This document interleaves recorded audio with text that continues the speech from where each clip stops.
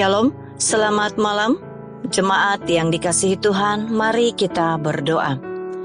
Sungguh baik Engkau Tuhan bagi kami. Terima kasih untuk kesempatan yang indah, untuk kami boleh kembali belajar akan kebenaran firman-Mu. Tuhan urapi hamba-Mu, pakai hamba-Mu. Di dalam nama-Mu Tuhan, kami sudah berdoa. Amin. Baik, mari kita akan kembali membuka Alkitab kita yang terdapat di dalam Mazmur nomor 120, ayat yang pertama sampai dengan ayatnya yang ke-7. Dengan tema kita pada malam hari ini, kesesakan membuahkan integritas. Bapak Ibu yang terkasih dalam Tuhan, kita tahu bahwa tidak ada satu orang pun di dunia ini yang tahan terhadap tekanan. Entah itu dalam pergaulan, pekerjaan, dan lainnya. Kita bisa saja menjadi stres, bahkan bisa saja depresi. Nah, di sini pemazmur mengalami kesesakan karena dua hal. Dalam ayat 2a, ia mengalami bibir dusta.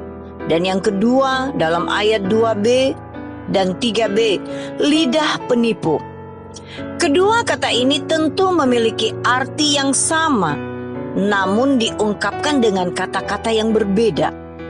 Keduanya merupakan anggota tubuh yang membuat manusia dapat berbicara. Tetapi sayangnya, keduanya dipakai untuk mengucapkan hal-hal yang jahat dan tidak membangun orang lain. Inilah yang membuat pemazmur merasa berada dalam kesesakan. Ia berada di antara orang-orang yang tidak mengenal Tuhan, mereka yang kasar dan keras, serta tidak suka perdamaian. Meskipun pemazmur sudah cukup lama tinggal di antara mereka, namun pemazmur tidak hidup berlaku seperti kebiasaan mereka. Oleh sebab itu, ia berdoa agar Tuhan melepaskannya dari antara mereka. Kesesakan yang dialami oleh pemazmur tidak membuatnya kehilangan jati diri, melainkan ia makin menunjukkan integritas di tengah orang-orang yang tidak mengenal Tuhan. Caranya dengan tetap cinta akan kehidupan yang penuh perdamaian.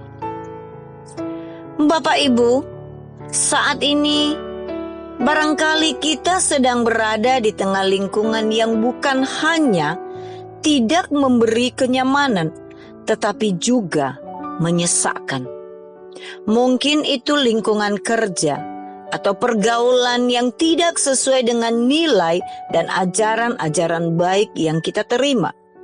Bahkan bisa jadi lingkungan itu memaksa kita untuk berubah dan mengikuti gaya hidup yang ada di situ. Namun belajar dari pemazmur, biarlah kesesakan dan ketidaknyamanan yang dihadapi justru membuat kita makin berintegritas dan menunjukkan nilai-nilai serta ajaran Kristus yang ada di dalam diri kita. Maka bukan kita yang diubah, melainkan kitalah yang nantinya dengan pertolongan Tuhan mengubahkan mereka yang ada dalam lingkungan itu menjadi orang-orang yang berintegritas yang memuliakan Tuhan.